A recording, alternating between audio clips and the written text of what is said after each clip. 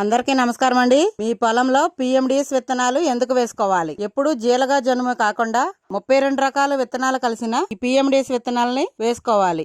ఇందులో పచ్చిరొట్ట పంటలు, చిరుధాన్యాలు, తృణధాన్యాలు, పప్పు దినుసులు, నూనె గింజలు, సుగంధ ద్రవ్యాలు, ఆకుకూర విత్తనాలు, కూరగాయ విత్తనాలు, తీగజాతి, దుంపజాతి, పూలు జాతి విత్తనాలు ఉంటాయి. ఈ 32 రకాల విత్తనాలను మన భూమిలో వేసుకోవటం వల్ల మన భూమికి జీవ వైవిధ్యం పెరుగుతుంది. భూమిలోని సూక్ష్మజీవులు వృద్ధి చెందుతాయి. వానపాములు ఎక్కువగా ఉంటాయి. మన ప్రధాన పంటకు కావలసిన పొటాష్, నత్రజని, భాస్వరం, కార్బన్ శాతాన్ని ఈ పిఎండిఎస్ వల్ల మన పంటకు అందుతుంది. వివిధ రకాల వేర్లు భూమిలోకి వెళ్లి సూక్ష్మజీవులకు ఆశ్రమంగా కల్పించి మన ప్రధాన పంటకు వచ్చే తెగుళ్లను, పురుగులను అరికట్టవచ్చు.